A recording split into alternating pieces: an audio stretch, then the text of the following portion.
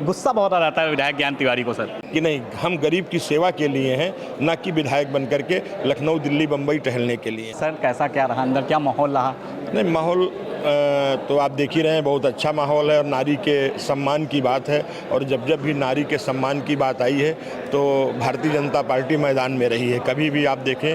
और आज भी देश की जो आधी आबादी है उस नारी शक्ति को लेकर के उसका प्रतिनिधित्व पूरी तरीके से हो, इसको लेकर के भारतीय जनता पार्टी हर तरीके से, और इस मिशन को अगर कोई पूरा करेगा तो भारतीय जनता पार्टी ही पूरी करेगी। सर विपक्ष बहुत हंगामा कर रहा है, उसका कहने का, विपक्ष का कहने का मतलब ये है कि बीजेपी वालों ने जिस तरीके से इस बिल को लाया गया, बहुत सारे आरोप आरक्षण को बढ़ाने को लेकर भी कहे जा रहे हैं। अखिलेश यादव एक अलग कहानी बताऊंगे, कहने का मतलब एक अलग बता रहे हैं। आप लोग कैसे देखते हैं सर महिला आरक्षण बिल को लेकर?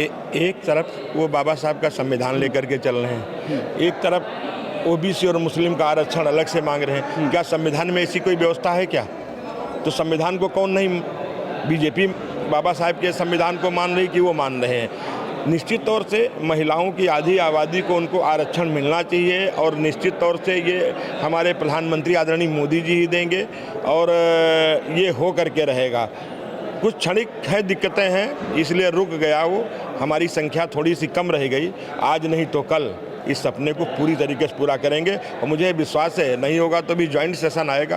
ये मिशन होना भी चाहिए भाई। आज महिलाएं कहाँ जा रही? जब देश की आज़ादी हुई थी तो 7 लाख के ऊपर एक सांसद होता था, आज 28 लाख 30 लाख तक एक लोकसभा में है। एक सांसद पहुँच ही नहीं पाता है, लोगों की दिक्कतें होती, समस्याएँ होती। अगर कम आबादी पर सांसद की संख्या बढ़ेगी, प्रतिनिधित्व बढ़ेगा, तो लोग भी लोगों के बीच में जा सकेंगे और अच्छा विकास कार्य भी होगा। सर आपने देखा होगा, आपके वीडियो बहुत वायरल हुआ था विधायक जी का कि कहते रहे सरकार में, लेकिन मैं सुख नहीं है, गुस्सा बहुत आ जाता है विधायक ज्ञान तिवारी को सर। नहीं, गुस्से की बात नहीं, हमारा ये होता है जैसे हमारी सरकार का एजेंडा है गांव गरीब किसान, झुग्गी झोपड़ी में रहने वाला इंसान, महिलाओं की सुरक्षा और सम्मान, दबे कुचले दलितों का उत्थान।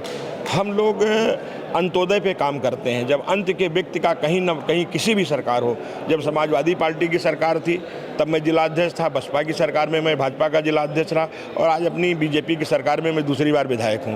लेकिन जब गरीब पे कहीं भी अन्याय किसी तरीके से होता है, अगर कोई दिक्कत होती है, तो फिर उन मुद्दों को लेकर के हम संघर्ष करते हैं। हमको पुराने दिन याद आते हैं कि नहीं, हम गरीब की सेवा के लिए हैं, ना कि विधायक बन करके लखनऊ दिल्ली बम्बई टहलने के लिए। सोशल मीडिया में बहुत सारे आपके वीडियो आते हैं कि हमेशा आप जाते हैं, निरीक्षण करते हैं, लोगों से मुलाकात करते हैं। सर अब 27 में चुनाव लगा हुआ, बहुत सारे सर्वे आ रहे हैं, आंकड़े आ रहे हैं, जारी किए जा रहे हैं, बताए जा रहे हैं। 27 का चुनाव ज्ञान तिवारी किन मुद्दों को लेकर जनता के बीच जाएंगे, क्या सोच रहे हैं? भाई 2 बार के विधायक हैं, इस बार तीसरी बार रहेगा, और योगी जी भी तीसरी बार रहेंगे अगर सरकार आती, क्या सोच रहे हैं ज्ञान तिवारी साहब? देखिए, योगी जी के नेतृत्व में उत्तर प्रदेश जिस तरीके से उत्तर प्रदेश के वासियों का, महिलाओं का, गरीबों का, शोषित वंचित पीड़ित किसी भी मतलब हर व्यक्ति का जो विश्वास योगी जी के ऊपर है, प्रदेश की जनता का है, निश्चित तौर से योगी जी के नेतृत्व में तीसरी बार उत्तर प्रदेश के योगी जी मुख्यमंत्री होंगे, कोई रोक नहीं सकता है। और full place Bharatiya Janata party की सरकार बनेगी। रही काम की बात, हम लोग महीने में 22 दिन 25 दिन अपने क्षेत्र में काम करते हैं, और जब हम गांव-गांव तक काम करते हैं, लोगों के बीच में रहते हैं, तो भारतीय जनता पार्टी का चुनाव नेता नहीं, कार्यकर्ता और जनता लड़ती है। जनता का पूरा भाजपा पे विश्वास है, तो इसलिए योगी जी ही पुनः आएंगे। बहुत बहुत शुक्रिया बातचीत करने के लिए।